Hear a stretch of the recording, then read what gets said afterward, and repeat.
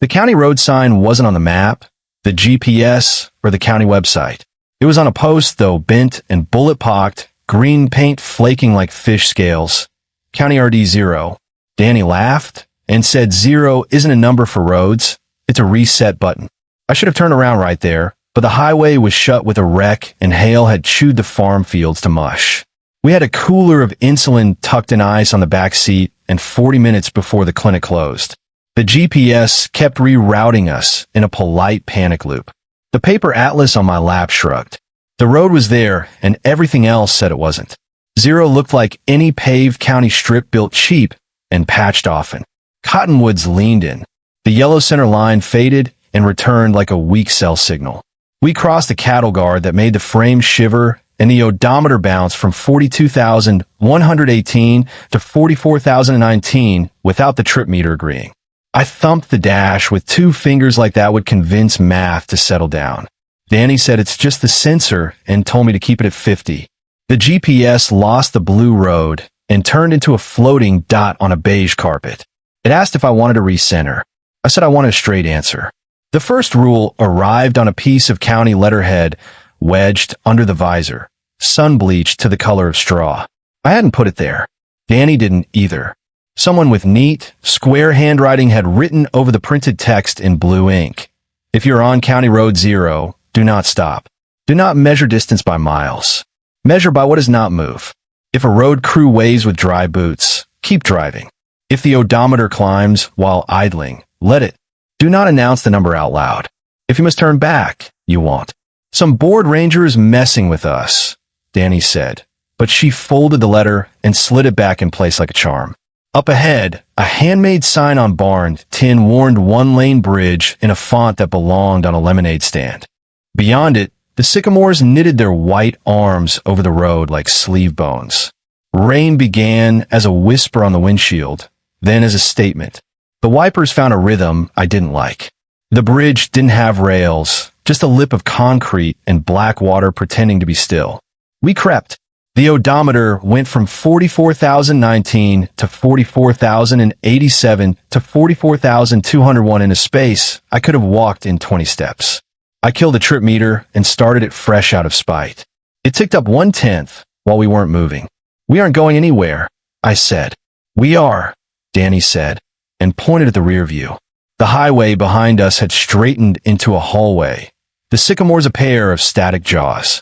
At the far end of that mouth, where the cattle guard should have been, a maintenance truck idled with a board in its grill that read verify mileage.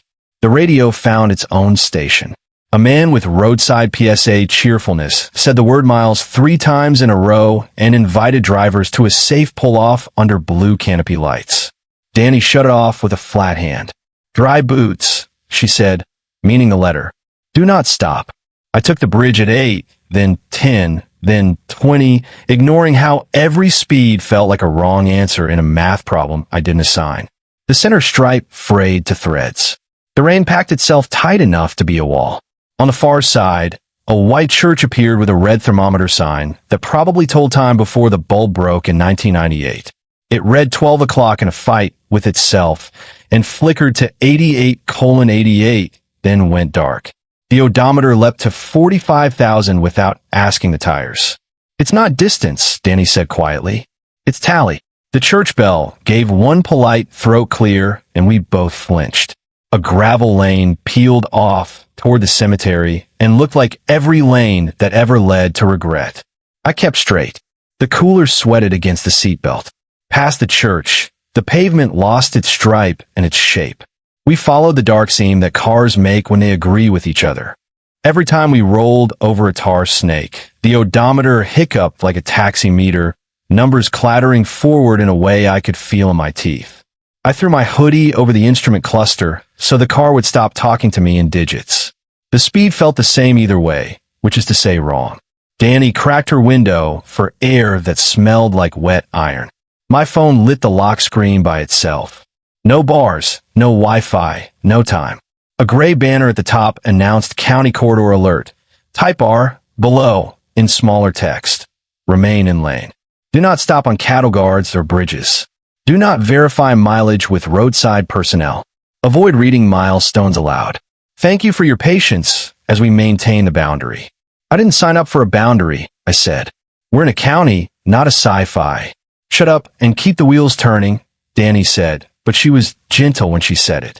The sycamores ended as if cut with shears, and a long open stretch unrolled like ribbon over a shallow rise. At the crest, another car sat sideways, hazards blinking with religious patience. It was our car. Same dent at the rear wheel, same cracked bug-splattered plate frame, same sticker peeling at the corner. Inside, silhouettes moved in the seats like fish behind aquarium glass. I felt my own mouth form a question I didn't want recorded. The odometer under my hoodie ticked fast enough to make the fabric quiver. A man in our driver's seat lifted a phone and my ringtone played. My screen lit with my own name. I didn't answer. Danny reached to swat the phone away and said, "Do not, because whatever picks up will ask for a number." Ahead, our car with its hazards blinked in a rhythm my brain wanted to adopt. The rain thickened, turning the glass into a light box. Inside the other car, a woman in the passenger seat turned her head. She was Danny. Not exactly, as if a memory had sketched her and left some lines out. The phone stopped ringing, then rang again, a little angrier. The letter under the visor slid free and landed in my lap. New ink had crept onto it, tidy as a receipt. If your phone displays your own name, refuse the call. Do not repeat mileage. Do not repeat route. Keep eyes on what does not move. What does not move, Danny said, softer. That fence post with the red grocery bag, too soaked to flap. That silo with the big Drake letters peeled to DR and KE. That granite boulder with lichen the color of old pennies. Measure by those. The sideways car slid a little, correcting without tires turning. A man inside held up a clipboard that read "Verify Arrival" in black tape. He smiled a customer service smile that never reached his eyes. I eased left and took the shoulder through a ribbon of standing water. The odometer shivered under the hoodie, numbers pushing forward like fish noses at glass. I pictured the syringe in the cooler in my sister's hands, and I let the sideways version of us be a lure. The radio decided to help. It found a preacher under the rain's hiss, promising a reset if we just said the number of our days aloud. I twisted the knob until we had nothing but static, which is what courage sounds like in a car. The county sent a new alert, uglier than the first. Boundary ferry in progress. Maintain lane. Next anchor. Water tower, concrete, no logo. After that, grain elevator, green, 7 bins. Do not consult mileage. If roadside personnel request a signature, keep moving. We found the tower by smell before sight. Wet cement, weeds, a swallow turning circles under it like a thought. It did not move. The odometer lurched as if insulted by our refusal to watch it. We crested another shy hill, and the elevator stood where the map said nothing should. Its paint ran with rain. A county crew in yellow slickers waved us into a cone lane. Their boots were dry. Danny put her hand over mine on the wheel. "Don't," she said.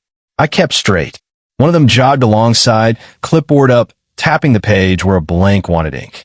He yelled through the water, name and mileage. I shook my head. He bared perfect teeth that did not steam in the cold air. The road narrowed to one open lane between standing ponds. Cattails nodded like metronomes that had decided to be kind. I kept left of them. Behind us, something big plowed water without spray. I tapped the hazards twice, exactly, and watched the shape thin and fall back like a curtain, remembering it was cloth. We drove through a townlet that did not appear on signs. A diner light flickered open and then OPEN as separate ideas. The thermometer in its window read 12 o'clock again, which was wrong and right. A wet flyer slapped our windshield and held. Danny peeled a corner and read without saying it aloud. "You are doing great. Verify arrival ahead." She let it go, and the wipers punished it to paste. The cemetery returned on our right, or another like it, stones standing like a choir that had forgotten the words. A lane opened with a sign that said mileage station in a font that trusted you. The county pinged my phone again. If compelled to stop, choose an overpass. Do not let anyone lean in. We chose not to be compelled. The road leveled and then forgot how to be a road, just 2 darker strips where agreement had dried. The cooler thunked at a seam. I pictured the clinic's glass doors, the tired nurse who would not ask for numbers. I pictured wet boots, real ones, water running from the treads. The sky softened from slate to the color of nickel. The rain went from statement to mutter. Far ahead, a hospital sign grew out of the ground like permission. The odometer surged once more under the hoodie and then rested, as if the car had decided to stop keeping score. The clinic sat on a hill with a loop drive under a leaky awning. A guard stepped out, rain running off his cap, boots splashing. A nurse in scrubs knocked twice on the glass, not 3. I cracked the window, slid papers, and then the cooler handle through. Nobody asked for time or distance. Nobody leaned in. Inside, behind the counter, a county map hung crooked. At the bottom corner, someone had scrawled in pencil, Road 0 moves. Treat it like weather. The nurse signed something that wasn't a receipt and said, "You made it. We'll page the dock." We parked under an overpass after, not stopping until the shade changed the sound. The odometer showed a number so large it felt like an accusation. I left the hoodie where it was. Danny put her forehead on the window and laughed once, like breaking a fever. The county pinged a last alert. Boundary ferry complete. Thank you for your patience as we maintain the corridor. If your instrument panel displays excess distance, ignore. It will reconcile at dawn. Drink water. Go home a different way. We did. The highway had reopened to a civilized crawl. Sun fought in strips through the clouds. A mile marker slid by, bossy and green. Neither of us said the number. We counted instead the things that did not move: a water tower, a boulder, a fence post with a red bag.